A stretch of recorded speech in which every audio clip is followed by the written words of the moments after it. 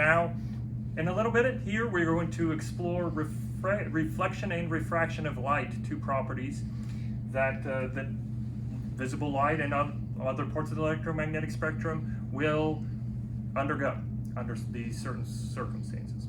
Okay, so light, as you know, will bounce. So if you have light that hits a smooth surface, it will bounce away.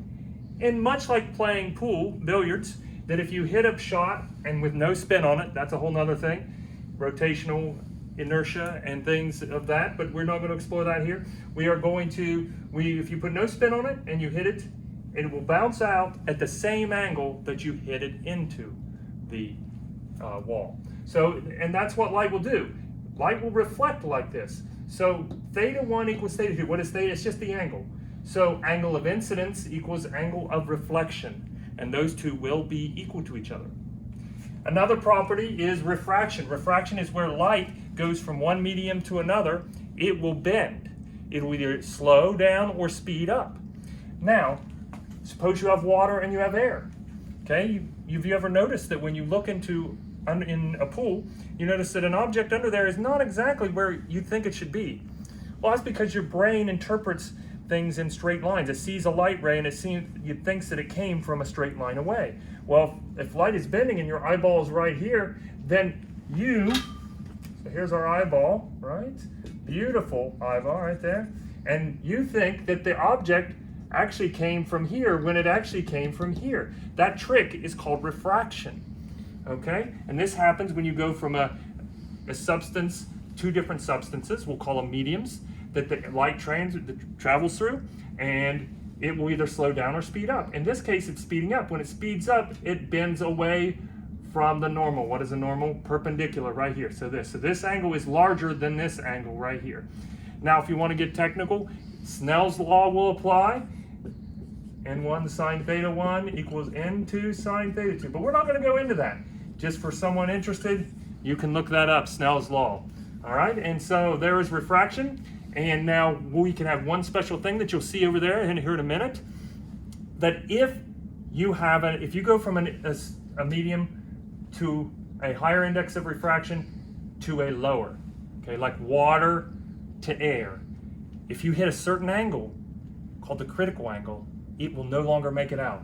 So if this angle is big enough, right here, you move it big enough, eventually this line will not make it out and will actually reflect and follow our laws of reflection, okay? And you'll get to see that here in a second. That's called total internal reflection. All right, let's get to it. As we just learned, there is reflection and refraction of light that is possible. Those two different phenomena that can occur. So this is reflection. So we're showing you reflection right here, where the angle of incidence equals the angle of reflection for light. And we are reflecting it with mirrors. And so I want you to look, and you can look at the light beam, the laser beam, as it scatters different dust particles and things in the air, so you can actually see the beam going through the air as the little bits of stuff in the air reflect it and scatter the light. So it's pretty neat to see the beam, like a real lightsaber, right? Anyways, we will do refraction here in a minute, but we're bouncing it off a couple mirrors, and we hit the board up there, clear across the room.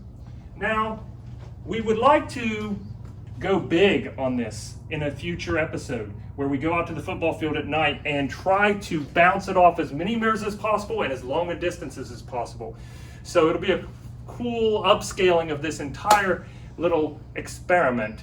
And please just go ahead and give us a like on this or put a comment, and if you want to see this happen.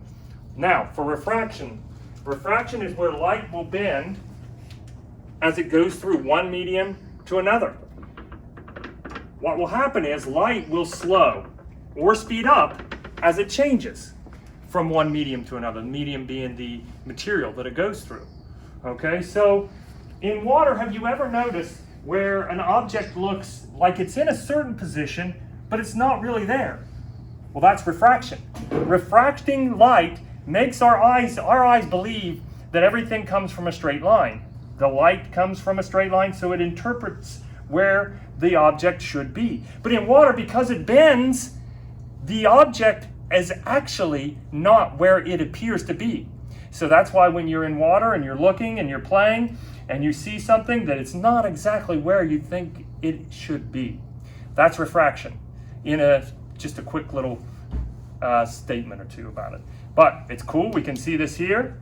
We can go and you can see that this goes here, and we can actually have total internal reflection is what's happening here. See the light beam bounce off there? That total internal reflection is whole nother thing that's occurring, where if it bends at a certain degree, over that threshold, over that angle of incidence, which is called the critical angle, it will actually not make it out of the medium in it. Okay?